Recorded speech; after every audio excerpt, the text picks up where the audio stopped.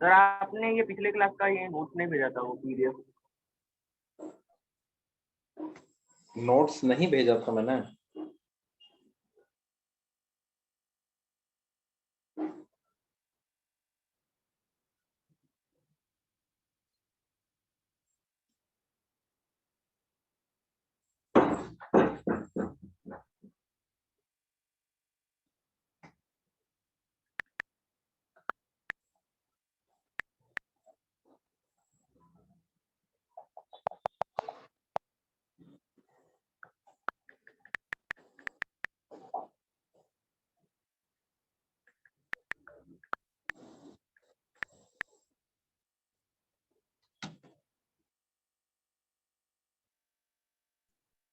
अच्छा सर, वो जो इंस्टेंटेनियस रेट ऑफ कूलिंग है वो टेम्परेचर चेंज के डायरेक्टली प्रोपोर्शनल होगा ना?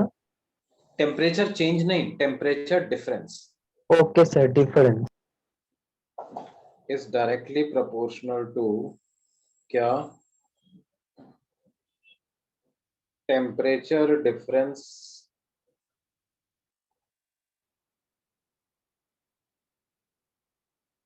between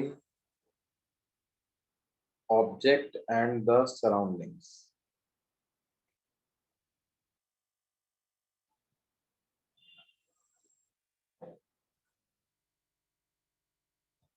Instantaneous rate of cooling is directly proportional to temperature difference between object and the surroundings, है ना? मतलब minus dt by dt is directly proportional to T minus Ts, या minus dt by dt equal to K into T minus Ts.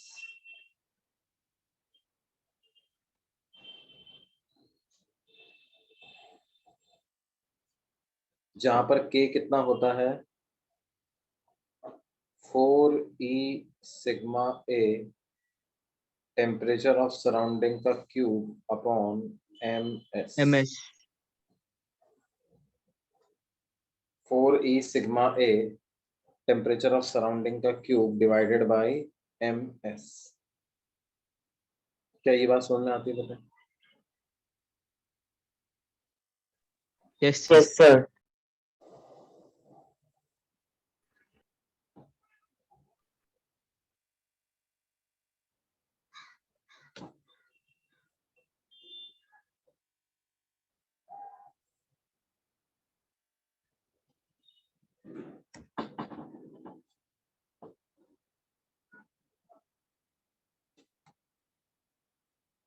ये this is essentially your Newton's law of cooling. अब देखो, इसके basis पर एक तो हमें ये ग्राफ समझ में आना चाहिए क्या, कि ऑब्जेक्ट का टेम्परेचर टाइम के साथ कम तो हो रहा है, लेकिन उसके कम होने की जो लिमिट है वो भी कम होती जा रही है। सर वो नोट करना था। वो नोट करना था ना? ओके। सर क्या बता रहे थे सर? क्या हुआ बेटे?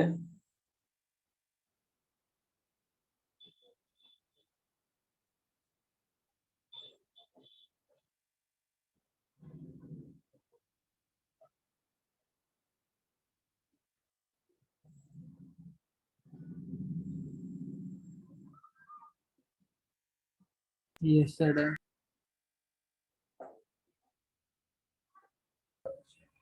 ओके, तो अगर हम ग्राफ बनाएं किसके बीच में बेटे? ऑब्जेक्ट और ऑब्जेक्ट का टेम्परेचर और टाइम के बीच का।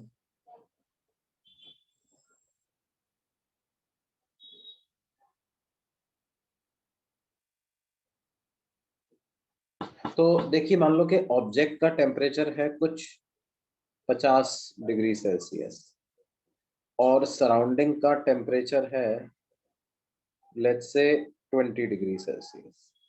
ये अपन एक एग्जाम्पल की बात कर रहे हैं। तो क्या होगा, टी इनिशियल से टेम्परेचर कम होना चालू होगा,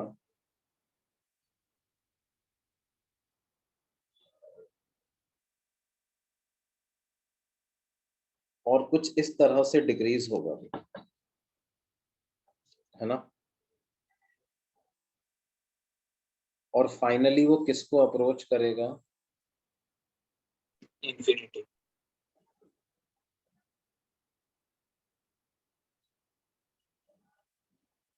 फाइनली वो अप्रोच करेगा किसको, 20 डिग्री सेल्सियस। सराउंडिंग का टेम्परेचर। सराउंडिंग्स के टेम्परेचर। टीआई फाइनली टीएस को अप्रोच करेगा। TI finally temperature of body जो है वो फाइनली टेम्परेचर ऑफ सराउंडिंग्स को अप्रोच करेगा। टी क्या बता रहा है, T is temperature of body.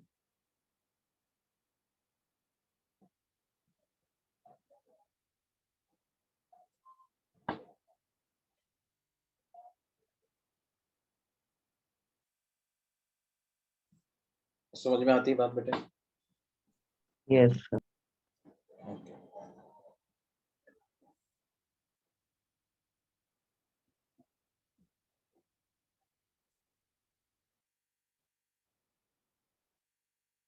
देखो हो क्या रहा है, जैसे बॉडी का टेम्परेचर शुरू में 50 है, तो बॉडी और सराउंडिंग के बीच का टेम्परेचर डिफरेंस कितना है, 30 degree Celsius. 30 degree.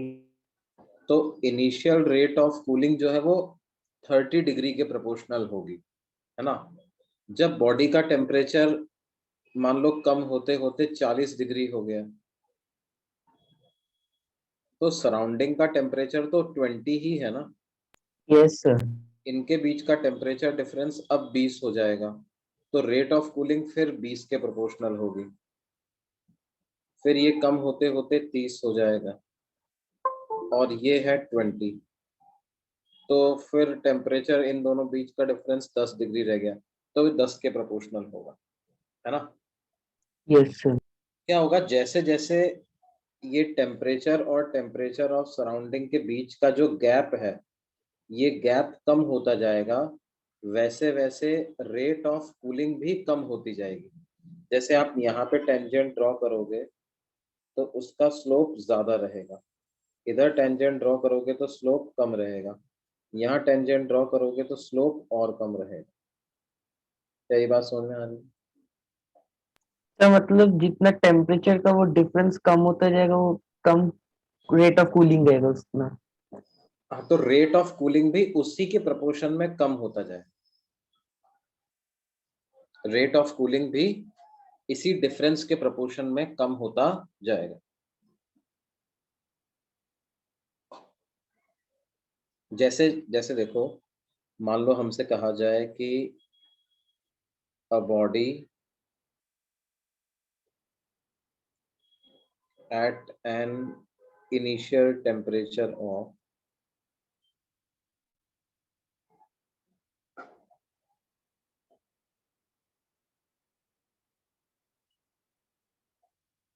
50 degree Celsius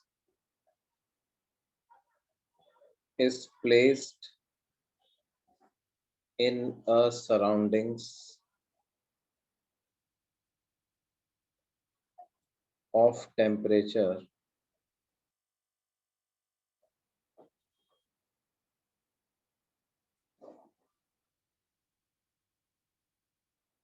20 degree Celsius. If the initial rate of cooling of the body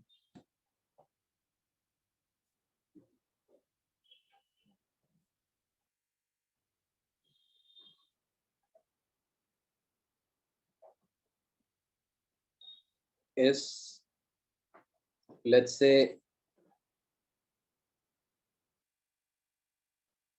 0.5 degrees Celsius per minute, then find the rate of cooling .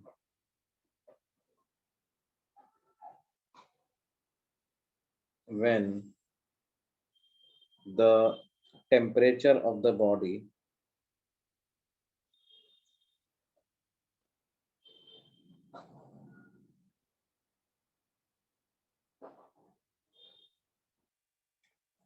becomes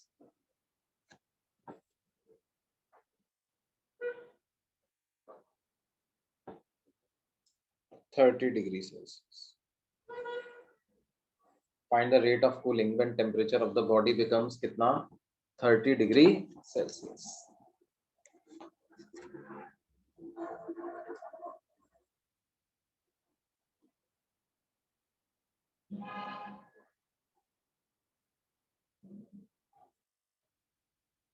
क्या ये बता सकते हैं बच्चों हम लोग? Yes sir.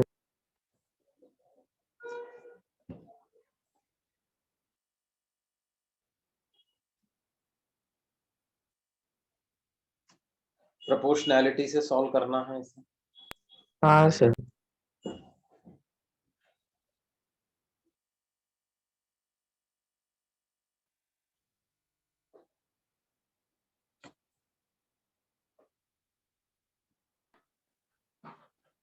भाई लिखेंगे minus dt by dt equal to k into T minus temperature of surrounding. ये माइनस dt by dt ही तो रेट ऑफ कूलिंग है। हाँ सर। ये माइनस dt by dt ही तो रेट ऑफ कूलिंग है।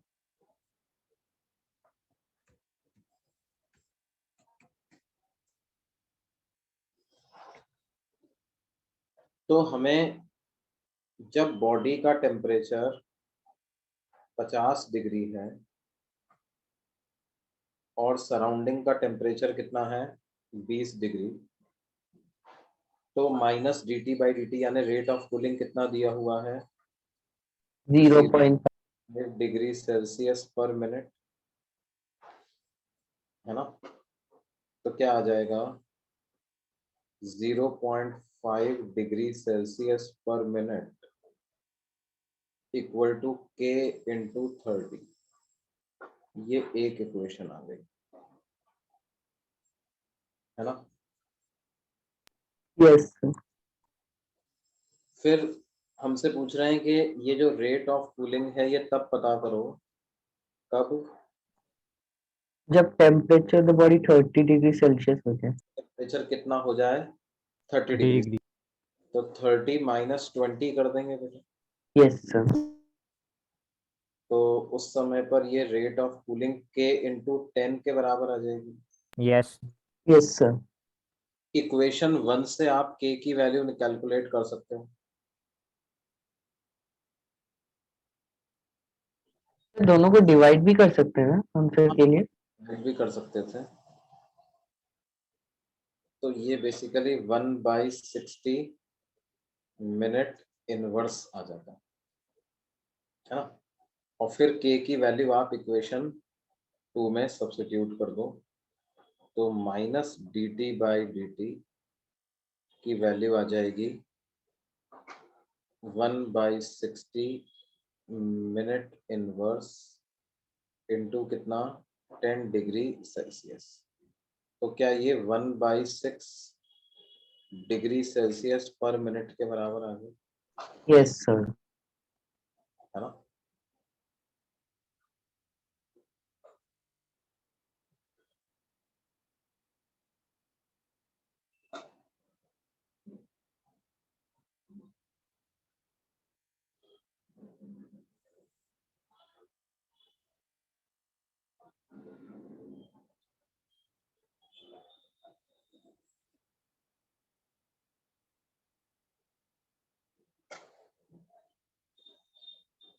क्या ये बात समझ में आती है मुझे?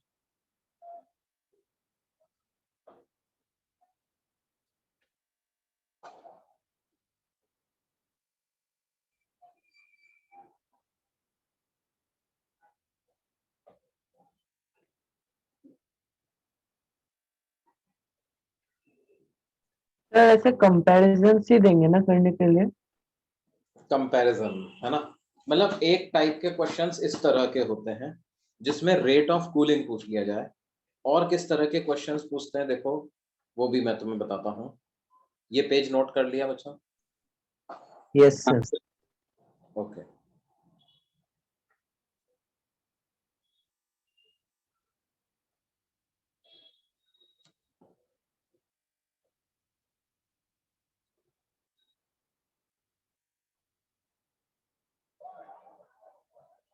देखो मान लीजिए हमें लिया हुआ है क्या,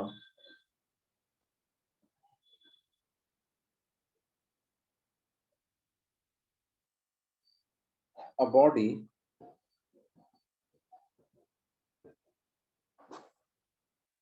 placed in a surroundings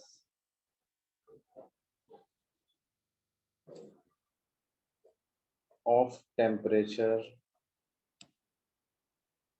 30 degrees Celsius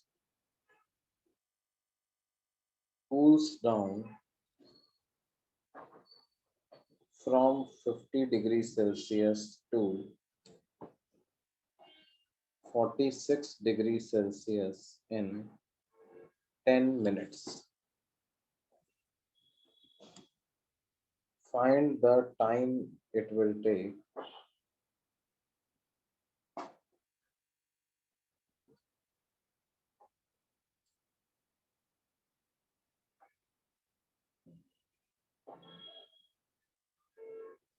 to cool down from 44 degrees Celsius to 40 degree Celsius. Find the time it will take to cool down from 44 degrees Celsius to 40 degree Celsius.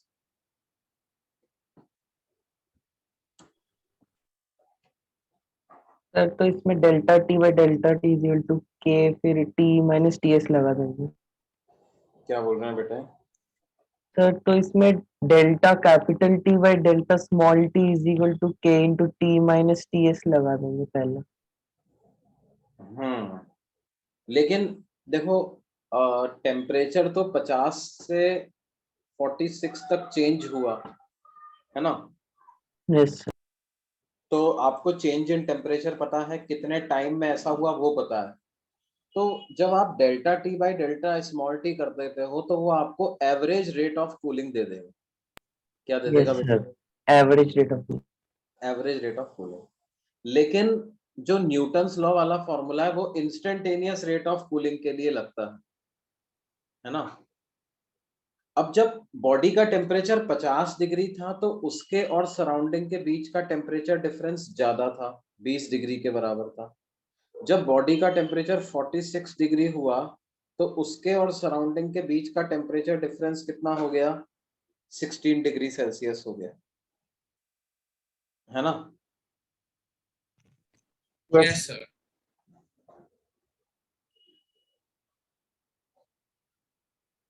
तो ये जो टेम्परेचर डिफरेंस है वो भी तो कम हो गया ना, वो एक जैसा तो नहीं रहा। Yes sir. फिर आप कौन सा वाला टेम्परेचर डिफरेंस वहां पे यूज करोगे? तो इसका एक तरीका निकाला जाता है कि आप वहां RHS में, जब आपने LHS में एवरेजिंग आउट कर दिया है तो RHS में भी आप क्या करो, average temperature difference between object and surroundings use कर लो। ठीक है, देखो exact Newton's law of cooling तो क्या है? Exact Newton's law of cooling तो ये है minus dt by dt equal to k into T minus T S, ये है। But when I do an averaging out, मतलब जब मैं लेफ्ट हैंड साइड में t initial minus t final divided by time करता हूं तो ये मेरे को, मैंने क्या लिख दिया है? Average rate of cooling. Decrease of temperature मैंने लिख दिया। ये क्या है? Average rate of decrease of temperature. तो ये किसके बराबर आएगा? के इंटू एवरेज टेम्परेचर डिफरेंस। तो initial temperature difference plus final temperature difference by 2 करना है। मतलब इनिशियल टेम्परेचर डिफरेंस कितना था, जैसे बॉडी का टेम्परेचर 50 से 46 हुआ, तो 50 degree Celsius minus 46 degree Celsius divided by time. Time कितना है 10 मिनट्स, तो ये किसके बराबर आ जाएगा, K into initial temperature difference between object and surroundings. तो initial 20। Difference between object and surroundings कितना है 20 degree Celsius. Final temperature difference between object and surroundings कितना है 16 degree Celsius. 16 degree Celsius divided by, तो क्या आ जाएगा बेटे अपने पास 0.4 डिग्री सेल्सियस पर मिनट। और 4/10, तो ये आ गया 2/5 डिग्री सेल्सियस पर मिनट। ये किसके बराबर है 10 इंटू 18, तो 2 9 18, तो K की वैल्यू क्या आ जाएगी 1/45 मिनट इनवर्स।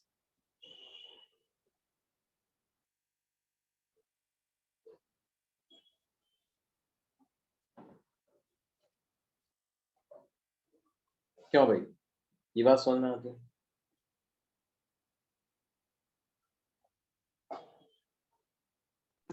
सर वो जो एवरेज टेम्परेचर डिफरेंस दिया है वो वाला पार्ट एक और बार बता सकते हैं? हाँ देखो बेटे, देखो जब बॉडी का टेम्परेचर 50 डिग्री था, उस समय पर बॉडी और सराउंडिंग के बीच का टेम्परेचर डिफरेंस 50 माइनस 30 यानी 20 के बराबर था। हाँ सर। तो उस समय पर जो छोटे से टाइम के लिए रेट ऑफ कूलिंग ज्यादा था। प्रोपोर्शनल थी, वो 20 डिग्री के प्रोपोर्शनल थी, है ना। हाँ सर। फिर धीरे धीरे क्या हो गया, बॉडी और सराउंडिंग के बीच का टेम्परेचर डिफरेंस कम होने लग गया, तो रेट ऑफ कूलिंग भी कम होने लग गई। फाइनली 46 डिग्री जब टेम्परेचर डिफरेंस हो गया, 46 डिग्री जब बॉडी का टेम्परेचर हो गया, तो उस समय पर बॉडी और सराउंडिंग के बीच का टेम्परेचर डिफरेंस कितना हो गया 16 डिग्री सेल्सियस। 46 माइनस 30 16 डिग्री हो गया, तो 16 डिग्री हो गया। इसका मतलब क्या है कि देखो इस दौरान एवरेज टेम्परेचर डिफरेंस कितना रहा, मैक्सिमम टेम्परेचर डिफरेंस 20 है, मिनिमम टेम्परेचर डिफरेंस 16 है। 20K से लेकर के 16K तक रेट वेरी करिए ना, तो एवरेजिंग आउट कर दिया मैंने उसको 20 + 16/2 इंटू K कर दिया, समझ रहे हो? हाँ सर समझ गया। तो आपने एवरेज कूलिंग ही लिखा है ना। हाँ सर समझ गया। सर उधर T माइनस TS को हम 50 और 46 का एवरेज -30 वैसे भी कर सकते हैं। ऐसा भी कर सकते थे आप, बिल्कुल। देखो ये क्या बात बोल रहे हैं, ये बोल रहे हैं कि सर हम क्या करें 50 और 46, 50 और 46 का एवरेज टेम्परेचर निकाल लेते हैं। तो 50 और 46 का एवरेजिंग आप करोगे तो कितना आ जाएगा 48 आ जाएगा ना। Yes sir. और 48 को आप टेम्परेचर ऑफ सराउंडिंग में से सब्ट्रैक्ट कर दो, तो 48 माइनस 30 करोगे तो 18 आ जाएगा। तो अल्टीमेटली हमारा भी तो यहाँ पर वो 18 आता है ना। वैसे भी कर सकते हैं लेकिन आप, दैट इज ट्रू। ठीक है, अब देखो अभी Yes, हमारा कंप्लीट नहीं हुआ। अब हमसे क्या पूछ रहे हैं कि भाई जब बॉडी का टेम्परेचर 44 से 40 होगा तो कितना टाइम लगेगा। देखो यहाँ भी बच्चों टाइम मतलब टेम्परेचर में ड्रॉप 4 डिग्री का आया है, और इस रेंज में भी जो टेम्परेचर ड्रॉप आया है क्या ये भी 4 डिग्री का आया है ना। Yes sir. दोनों ही केसेस में टेम्परेचर का जो ड्रॉप आया है वो 4 डिग्री के बराबर का टेम्परेचर में ड्रॉप आया है। उधर भी 4 डिग्री का ड्रॉप आया, इधर भी 4 डिग्री का ड्रॉप आया। लेकिन कौन सा टाइम ज्यादा होना चाहिए, 44 44 से 40 का टाइम ज्यादा होना चाहिए। 44 से 40 का टाइम ज्यादा होने चाहिए, क्योंकि वहां पे टेम्परेचर डिफरेंस बॉडी और सराउंडिंग के बीच में कम हो गया है, तो रेट ऑफ कूलिंग कम हो गई है। रेट ऑफ कूलिंग कम हो गई है का मतलब क्या है, अब टाइम ज्यादा लगा करेगा बॉडी को ठंडा होने में, है ना। Yes sir. कितना लगेगा एग्जैक्टली फिर से यही वाला कॉन्सेप्ट लगा देते हैं अपन, T initial minus T final divided by जितना टाइम लग रहा है, ये किसके बराबर है, k into initial temperature difference plus final temperature difference divided by. Sir इसमें के चेंज नहीं होगा ना? हाँ बेटे, सर इसमें के चेंज नहीं होगा ना? वही के यूज करना है जो मिला था। के नहीं चेंज होगा भाई, सेम बॉडी है। देखो के की क्या वैल्यू होती है, के की वैल्यू हमें पता है ना, 4e sigma A T S का क्यूब अपॉन एम एस, ये होता है के। तो सर ये कांस्टेंट रहेगा हमेशा? ये एक बॉडी के लिए एक तरह के सराउंडिंग में रखा हुआ है तो कांस्टेंट रहेगा। देखो बॉडी की एमिसिविटी कांस्टेंट है, सिग्मा तो यूनिवर्सल कांस्टेंट है, ए बॉडी का एरिया है, ए बॉडी का मास है, एस उसकी स्पेसिफिक हीट कैपेसिटी है, T S temperature of surrounding है। मतलब जब तक आप बॉडी का एरिया वगैरह चेंज नहीं कर रहे हो, मटेरियल चेंज नहीं कर रहे हो, उसके इर्द गिर्द जो सराउंडिंग है उसका टेम्परेचर चेंज नहीं कर रहे हो, तब तक के की वैल्यू चेंज नहीं होगी। हाँ, दो अलग अलग बॉडी का जब रेट ऑफ कूलिंग कंपेयर करेंगे तो फिर उनका के अलग अलग हो सकता है। एक ही बॉडी एक ही सराउंडिंग में रखा हुआ है तब तो के में चेंज नहीं आएगा। क्या ये बात समझ में आती है? Yes sir. Yes, sir. Okay.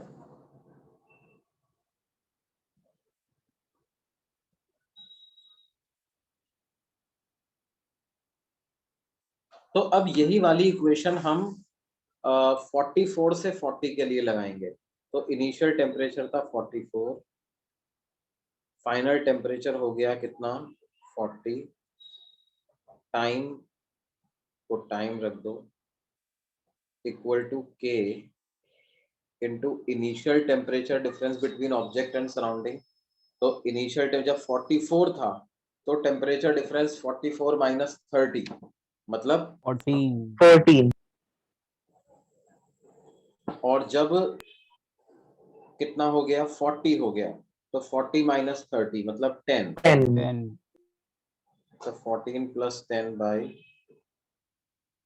तो आ जाएगा 4 degree Celsius divided by time equal to के को क्या लिख दें 1/45। 1/45। 14 प्लस 10 कितना हो गया 24, 24/2 की वैल्यू 12। तो 4 3 जा 12, तो टी की वैल्यू 45/3 मिनट आ रही है। Sir 15 minute. 15 मिनट आ रहा है। क्यों भाई? Yes sir. पहले 4 डिग्री ड्रॉप 10 मिनट में ही हो जा रहा था, अब 4 डिग्री ड्रॉप होने में कितना समय लग रहा है 15 मिनट। 15 मिनट लग रहा है। और अगला 4 डिग्री ड्रॉप लोगे तो 20 मिनट हो जाएगा। और ज्यादा टाइम लगेगा कि नहीं लगेगा बेटे? Yes sir. सर और ज्यादा टाइम लगेगा।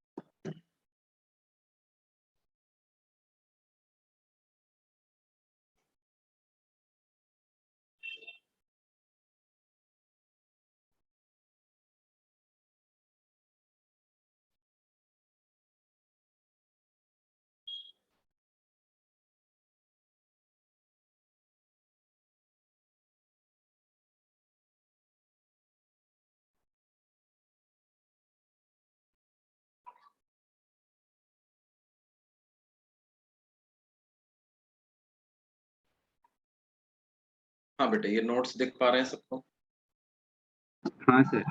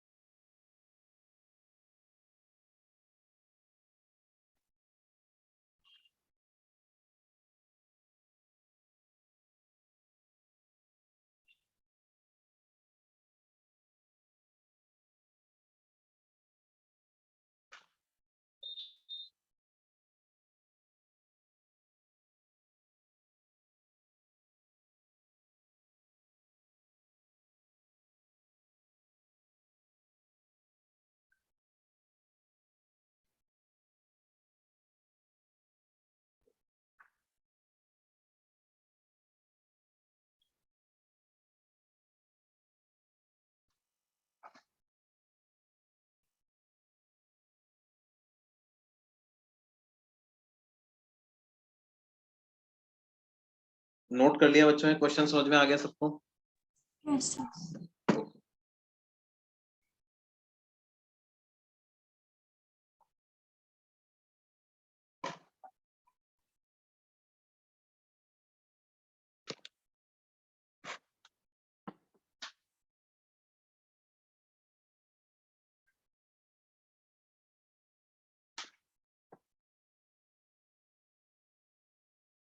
सर इसमें और टाइप के क्वेश्चंस है क्या? हाँ, और टाइप के क्वेश्चन है ना, अभी कराते हैं बेटा। मान लो आपसे कहा जाए कि two spheres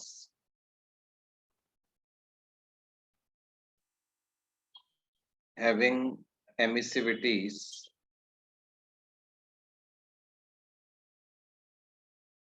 of 0.2 and 0.3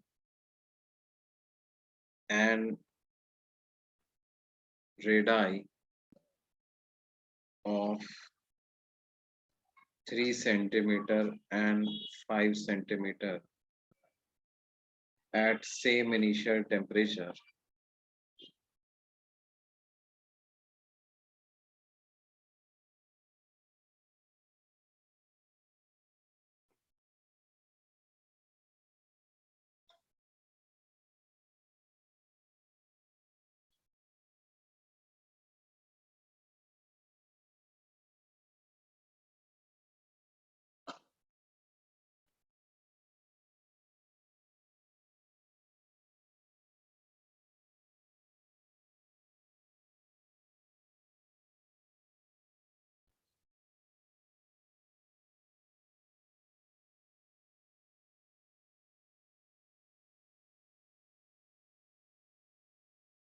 two spheres having emissivities of 0.2 and 0.3 and radii of 3 centimeter 5 centimeter at same initial temperature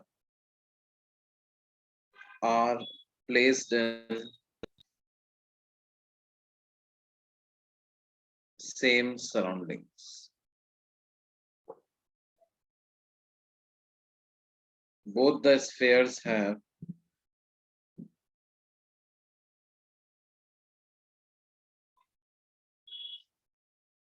same densities and same specific heat capacity.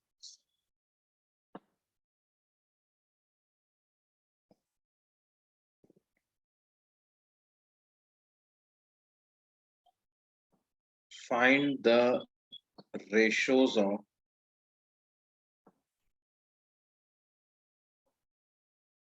of their initial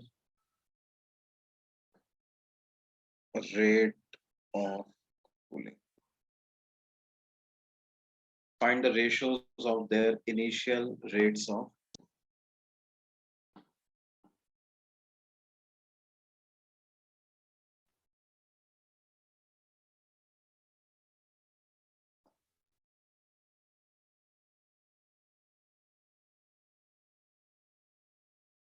find the ratios of their initial rates of cooling.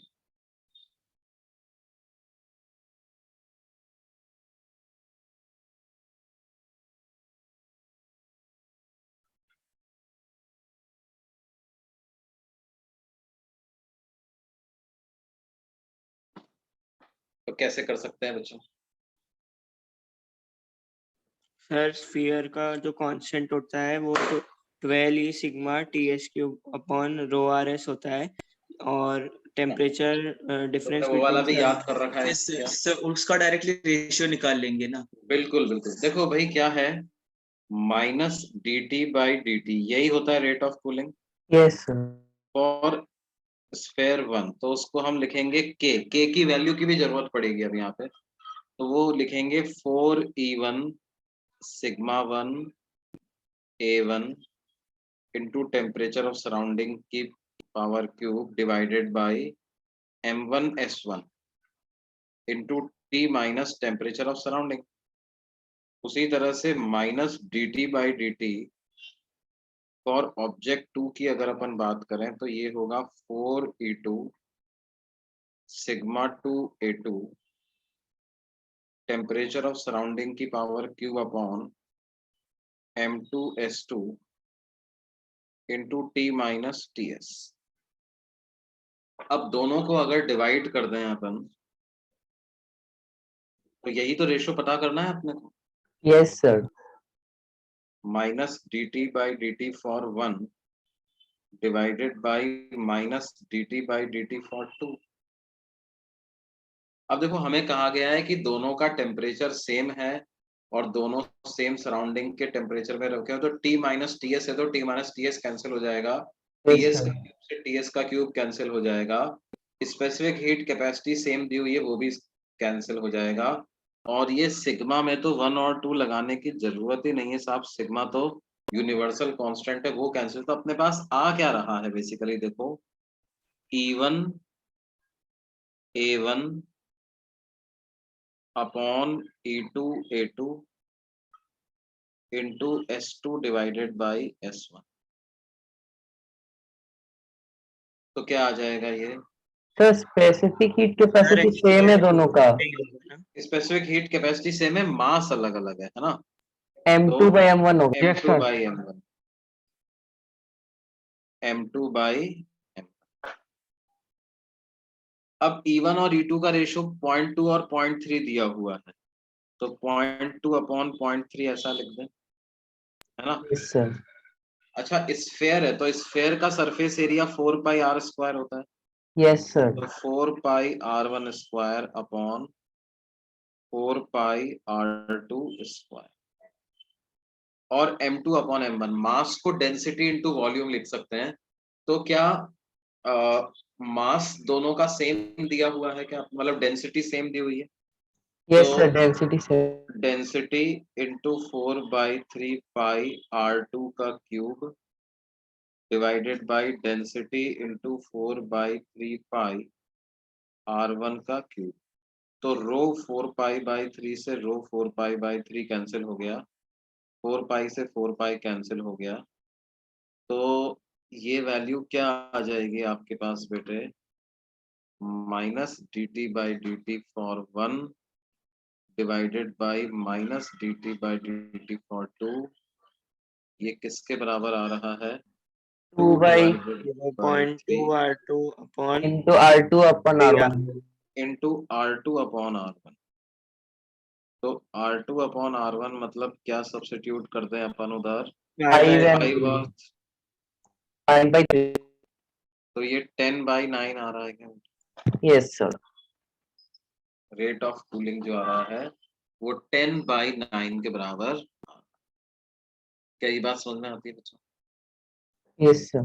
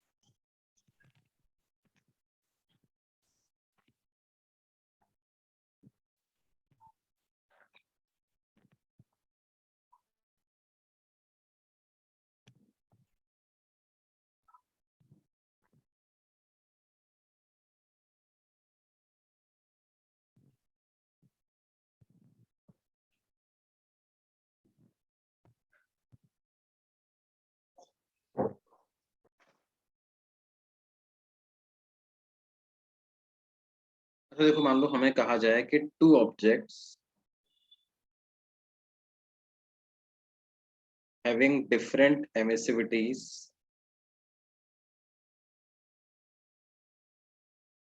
are placed in same surroundings.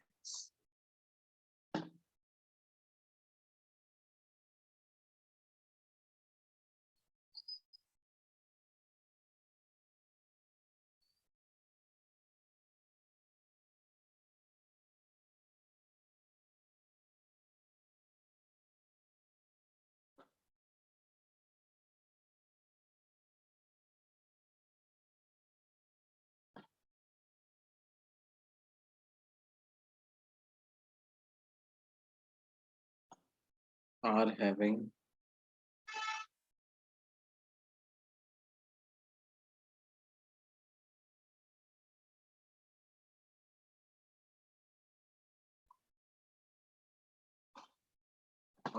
all the other parameters same, है ना? मतलब उनका initial temperature same है, surrounding same surrounding में रखे हुए हैं, तो उनके टेम्परेचर वर्सेस टाइम का ग्राफ बनाते हैं तो कुछ इस तरह का आता है।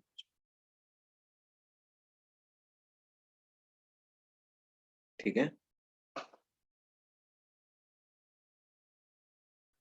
the temperature versus time for them graph for them is found to be as shown।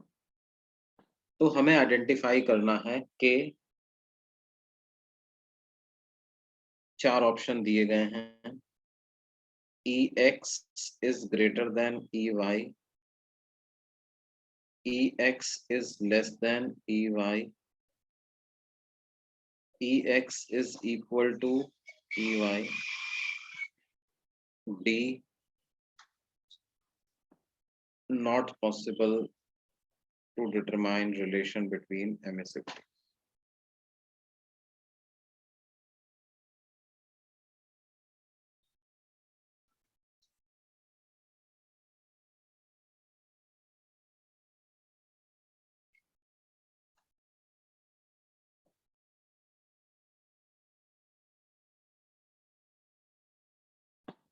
Not possible to determine relation between emissivity।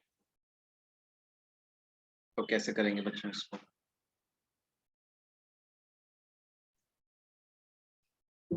Sir B होगा आंसर।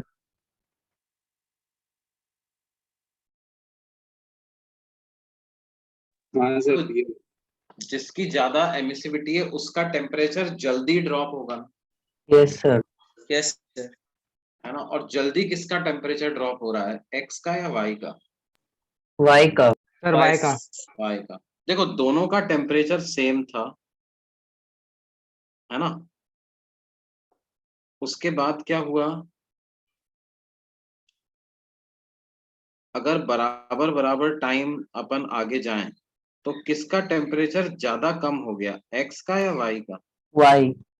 वाई का ज्यादा कम हो गया, तो decrease in temperature of Y is larger. इसका मतलब Y में rate of cooling fast है।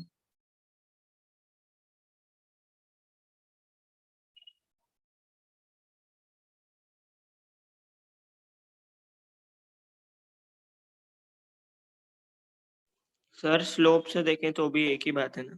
स्लोप से भी देख सकते हो, बिल्कुल।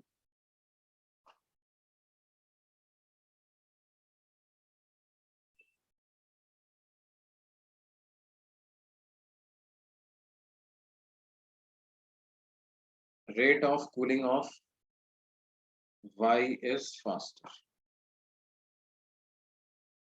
और रेट ऑफ कूलिंग क्या एमिसिविटी के डायरेक्टली प्रोपोर्शनल होती है? Yes sir.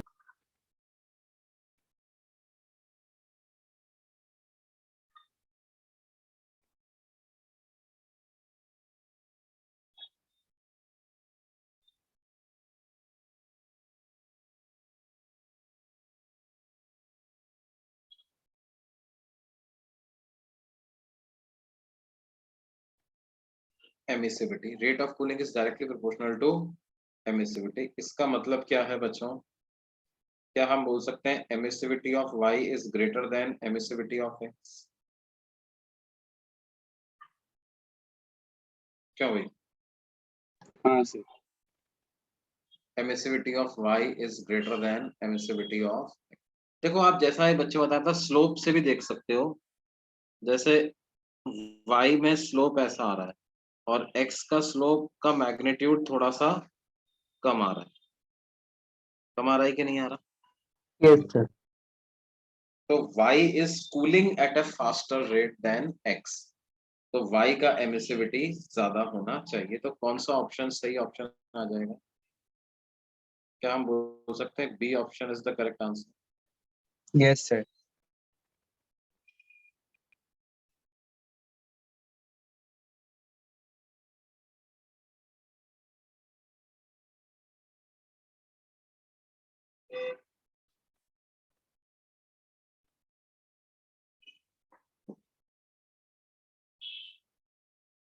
तो ये बच्चों क्या है हमारा न्यूटन्स लॉ ऑफ कूलिंग का डिस्कशन है बेसिकली। अब हमने कौन सा चैप्टर खत्म कर लिया है बच्चों? Thermal properties of matter. Properties of matter. Thermal properties of matter, है ना। अब हम नया चैप्टर चालू करने वाले हैं आज। कौन सा चैप्टर होगा वो? Thermodynamics. Fluid mechanics. Fluid mechanics. Mechanics, मतलब कि mechanical properties of fluid. Fluid.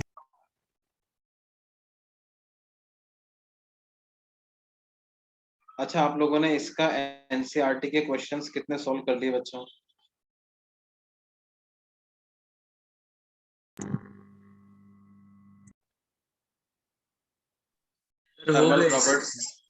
Thermal properties of matter की एनसीईआरटी कितना सॉल्व कर चुके हैं भाई? सर आपने एनसीईआरटी का एक्सरसाइज करने बोला था, वो हो चुका है। और आपने सर सेक्शन 1 के सॉरी पार्ट 1 का सेक्शन ए बी और सी बोला था शीट में से। शीट में से, हाँ, तो वो कर लिया भाई। सर शीट Yes, में sir. इशू में डाउट है। ओके,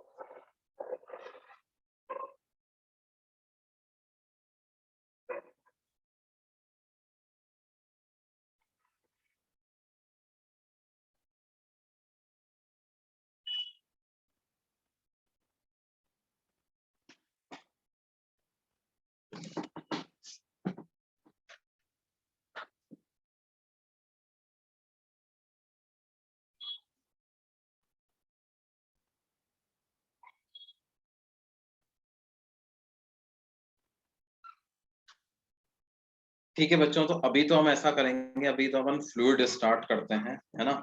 अगली क्लास में आप लोग जो है वो एनसीईआरटी कंप्लीट करके लाइए, वो डिस्कस करेंगे अपन थर्मल प्रॉपर्टीज ऑफ मैटर का, है ना। अभी अपन बात करते हैं mechanical properties of fluids.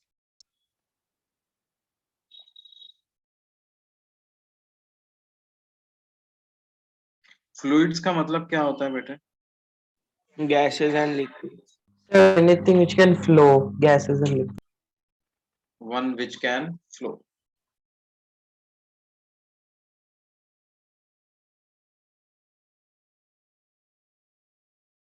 Basically liquids and gases. देखो बेटे सॉलिड्स का एक रिजिड स्ट्रक्चर होता है ना, Yes, sir. लेकिन क्या लिक्विड्स का कुछ रिजिड स्ट्रक्चर होता है, रिजिड शेप होता है liquids? No, sir. No sir.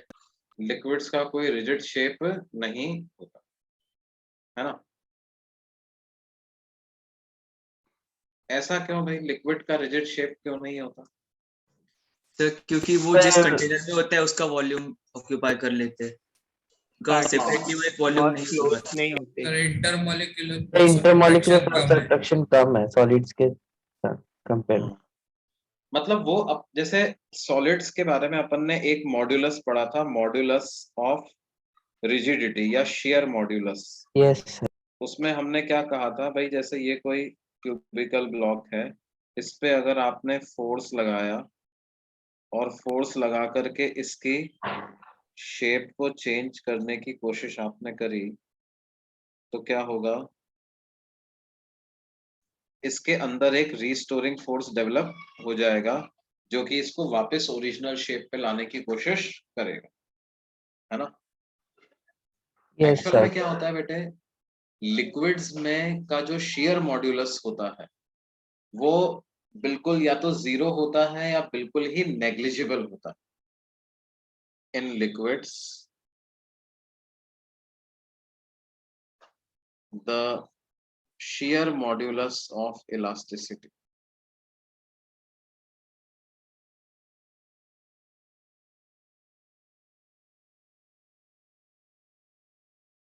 जिसको हम ईटा सिंबल से डिनोट करते हैं, Yes, sir. is negligible। Sir इसीलिए वो लोग अपनी शेप रिटेन नहीं कर पाते. इसीलिए वो अपनी शेप रिटेन नहीं करता। जिस भी कंटेनर में आपने उसको रखा, जिस भी कंटेनर में आपने लिक्विड को रखा, क्या होगा, वो लिक्विड कंटेनर की वॉल्स जो हैं वो लिक्विड पे फोर्स एक्सर्ट करेंगी, Yes, sir. है ना, और लिक्विड उसी शेप का हो जाए, मतलब वो अपोज नहीं कर पाएगा। या हम यूं कहें कि liquids can not generate any shear stress. Liquid जो है वो shear स्ट्रेस जनरेट नहीं कर सकते।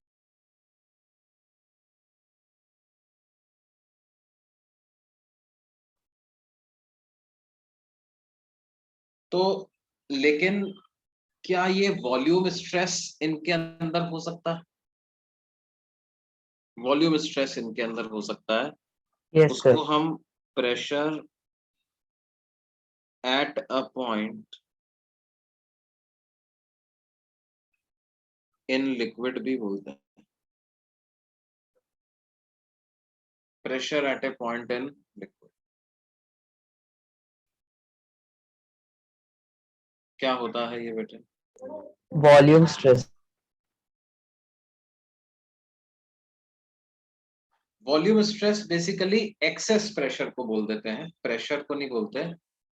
प्रेशर बेसिकली क्या होता है, देखिए कि मानो ये कोई लिक्विड की बॉडी, वाटर बॉडी है, कोई और लिक्विड भी हो सकता है। हम क्या करें, यहाँ पर कुछ ऐसा किसी भी रैंडम ओरिएंटेशन का कोई छोटा सा पैच कंसीडर करते हैं। कंसीडर a patch of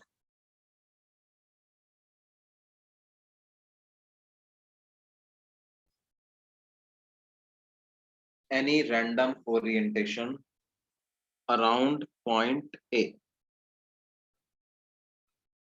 ठीक है, ये कोई A पॉइंट है लिक्विड के अंदर, उसके इर्द गिर्द मैंने क्या किया, एक स्मॉल एरिया का छोटा सा पैच कंसिडर कर लिया।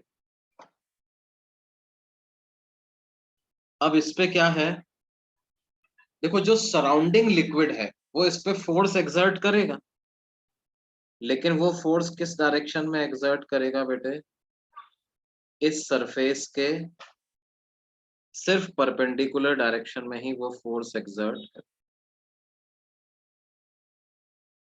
समझ रहे हैं, पैरेलल डायरेक्शन में फोर्स एक्सर्ट नहीं कर पाएगा, है ना, क्योंकि अगर पैरेलल डायरेक्शन में फोर्स लगता तो इसका मतलब इसका कुछ ना कुछ शेयर मॉड्यूलस ऑफ इलास्टिसिटी आ जाता। अब ये जो फोर्स लग रहा है बेटे, इस फोर्स को हम डेल्टा एफ नाम दे देते हैं।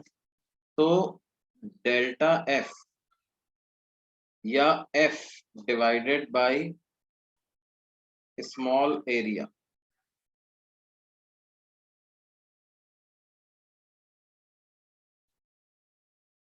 वो हम क्या नाम देंगे, प्रेशर।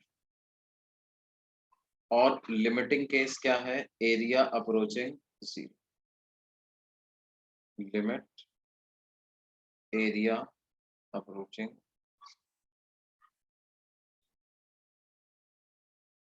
मतलब आपको अगर किसी एक पॉइंट पर प्रेशर निकालना है तो उस पॉइंट के आसपास छोटे से एरिया पर आप फोर्स पर यूनिट एरिया की वैल्यू कैलकुलेट कर, है ना।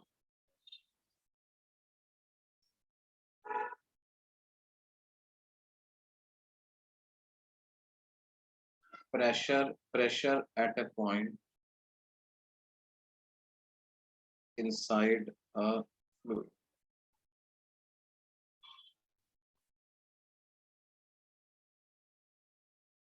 ये बात समझ में आ रही है, ए क्या है, स्मॉल एरिया, है ना, small area of any surface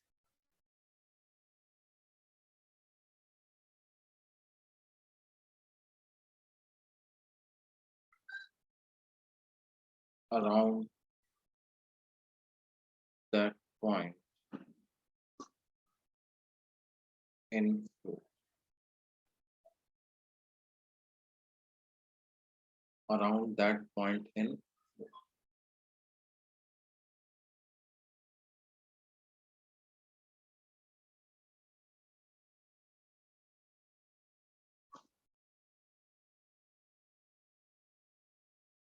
क्या ये बात समझ में आती है बच्चों?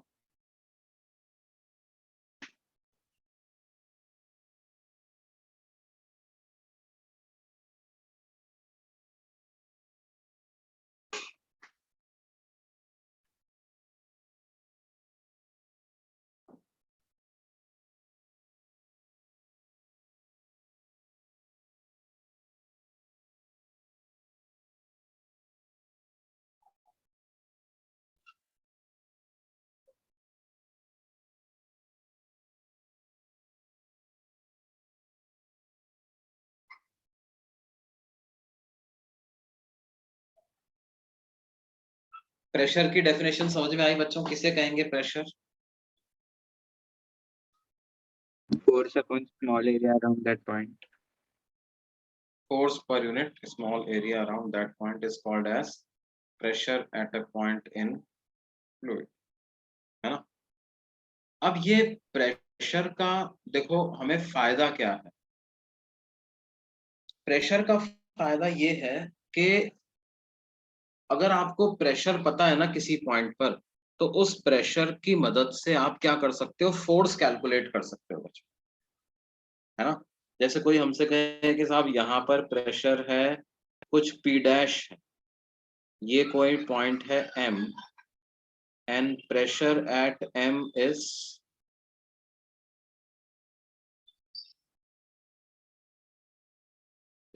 P dash. तो अगर मैं एम के आसपास मान लो मैंने ऐसा एरिया एक बना लिया इस तरह का, तो इस एरिया के अगल बगल वाली लिक्विड इस पर क्या कर रही होंगी, फोर्स एक्सर्ट कर रही होंगी, है ना। इसका एरिया अगर ए है तो इस पे फोर्स एरिया के परपेंडिकुलर लगेगा, उधर से भी एरिया के परपेंडिकुलर फोर्स लगेगा, और फोर्स कितना लग जाएगा, P dash multiplied by, A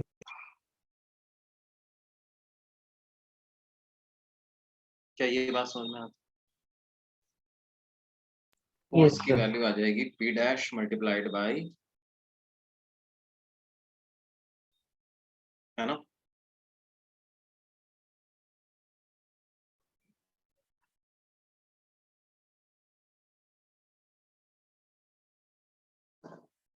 is it clear बच्चों?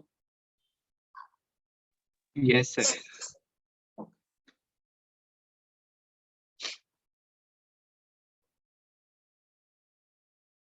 अब एक बार हमें ये पता चल गया कि प्रेशर, अच्छा ये प्रेशर बेसिकली फोर्स लगता क्यों है यार, ये फोर्स के लगने का कारण क्या है?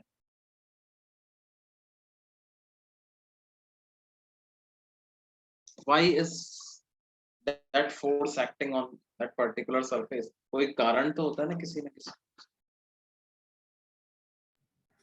सर उस पॉइंट के ऊपर जितना भी वाटर मतलब फ्लूइड का मास होगा वो उस पॉइंट पे फोर्स अप्लाई करेगा, जो ग्रेविटेशनल फोर्स आएगा उस पॉइंट पे।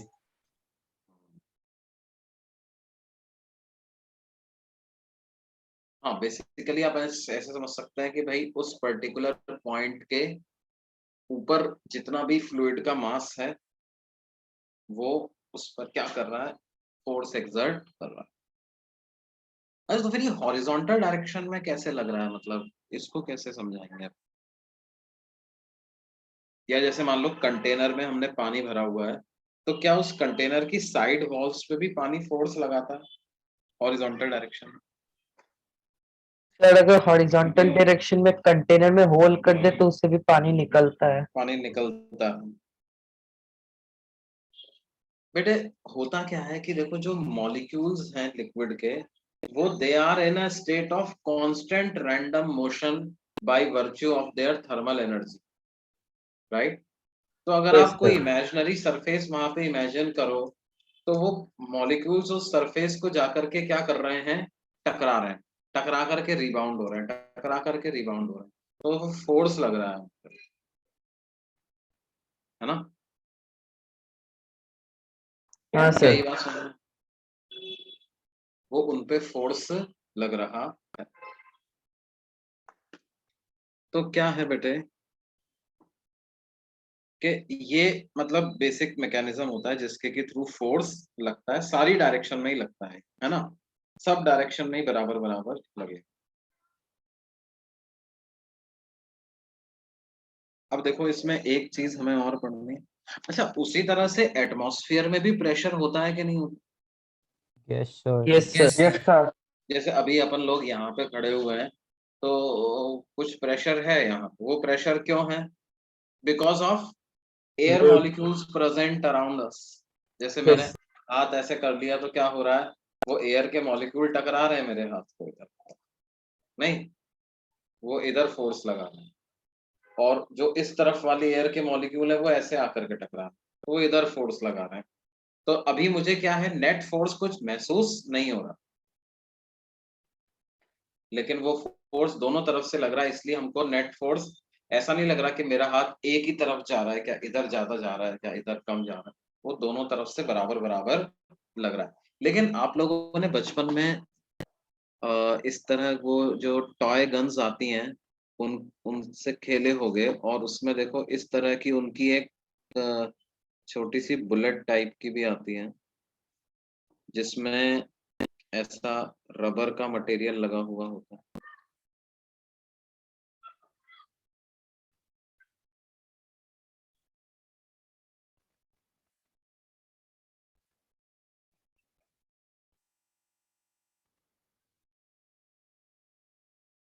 सर वो जो दीवार से चिपक जाती है वो दीवार से चिपक जाती, ऐसी वाली होती है ना बेटा। हाँ सर। हाँ आपने चलाया कट, ये दीवार से चिपक गई जब, तो वो चिपकने का मैकेनिज्म क्या होता है, इसमें कोई गम वम ऐसा लगा हुआ होता है क्या? नहीं सर, फ्रिक्शन एयर फ्रिक्शन होता है। गम वम कैसे क्या होता है? इस ये क्योंकि बहुत फ्लेक्सिबल मटेरियल की बनी हुई होती है, तो क्या होता है जैसे ये दीवार को जाकर के हिट करती है, ये वाला मटेरियल जो है ये पूरा फ्लैट हो जाता है, और फ्लैट होकर के क्या होता है, इसके अंदर बीच में जो एयर ये इसके अंदर इनकैप्सुलेट होती है, उस एयर को ये कंप्रेस होकर के क्या कर देता है, पुशेस आउट। तो जैसे जब ये दीवार से जाकर के ये अटैच होगा, तो यहाँ की एयर को ये बाहर धकेल देता है ना। अब क्या हो गया Yes, बेटे, sir. इस तरफ से जो एयर इस पे फोर्स लगाती वो फोर्स 0 हो गया, अब फोर्स सिर्फ एक ही तरफ से लग रहा, क्यों बेटे? Yes, sir. तो वो एक ही तरफ से फोर्स लग रहा है, तो वो फोर्स क्या करेगा, वो फोर्स इस बुलेट को, इस एरो को दीवार के अगेंस्ट पुश कर देगा जोर से, और दीवार के अगेंस्ट इसको पुश कर देगा, तो क्या हम बोल सकते हैं कि वो दीवार से चिपका का चिपका ही रह जाएगा। मतलब एक तरीके से नॉर्मल फोर्स वॉल का बढ़ गया, और नॉर्मल फोर्स बढ़ गया तो फ्रिक्शन भी बढ़ गया, क्यों भाई? Yes, sir. नॉर्मल फोर्स बढ़ गया तो फ्रिक्शन भी बढ़ गया, है ना। या जैसे देखो बचपन में आपसे एक एक्सपेरिमेंट आपको सिखाता है कि भाई एक मान लो अपने पास क्या है, एक टिन का डब्बा है, और अगर मैं उसमें से किसी तरह से एयर सक कर लूं, उसमें कुछ पंप के थ्रू एयर को अगर मैं पंप आउट कर दूं, Sir, तो क्रश हो जाता है। तो वो ऐसा पूरा क्रश हो जाता है ना, वो डब्बा जो है वो पूरा क्या हो जाएगा, वो क्रश ही हो जाएगा, बिल्कुल पिचक जाए, है ना। तो वो Yes, sir. पिचकने का कारण क्या है? भाई देखो, जब तक इसके अंदर एयर थी तब तक क्या था, इधर से और इधर से बराबर बराबर फोर्स पर यूनिट एरिया लग रहा, क्यों बेटे? लेकिन क्या हो गया, अंदर वाली एयर जो है वो तो बाहर बाहर चली निकल गई, गई। तो ये अंदर वाला फोर्स लगना बंद हो गया, सिर्फ बाहर से फोर्स लग रहा है, तो पिचक जाता है। तो उसका पिचकना जो है ये इस बात का प्रूफ है कि एटमॉस्फेयर जो है वो प्रेशर एक्सर्ट करता है, या इस बुलेट का चिपकना इस बात का प्रूफ है कि एटमॉस्फेयर जो है वो प्रेशर एक्सर्ट करता है। अर्थ के ऊपर जो है वो कई किलोमीटर तक एटमॉस्फेयर की लेयर प्रेजेंट है ना बच्चों? Yes, sir. कितने किलोमीटर तक प्रेजेंट है लगभग?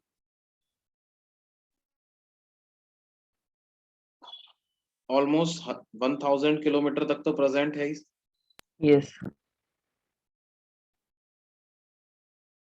तो ये जो इतनी बड़ी एटमॉस्फेयर की लेयर प्रेजेंट है, इस लेयर की वजह से क्या है, अर्थ की सरफेस पर एक प्रेशर बना रहता है, जिसको हम बोलते हैं क्या, एटमॉस्फेरिक प्रेशर, है ना।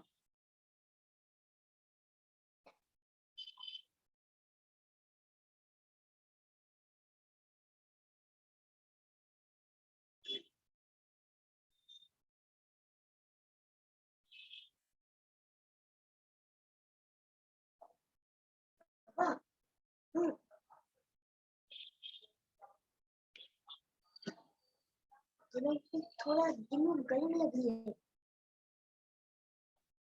पापा उसको ऑरेंज वाली दवाई देख, वो लगती है।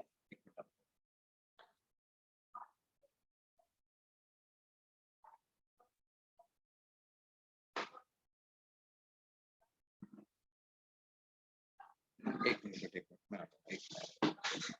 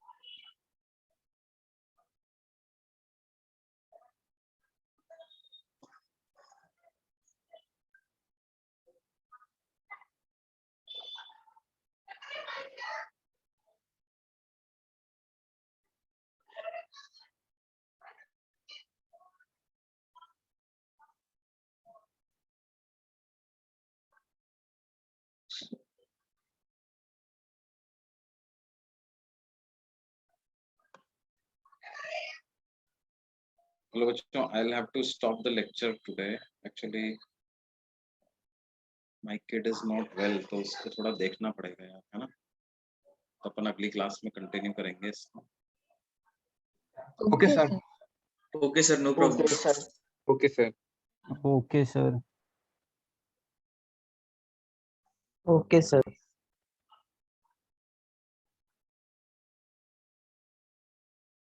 Bye sir.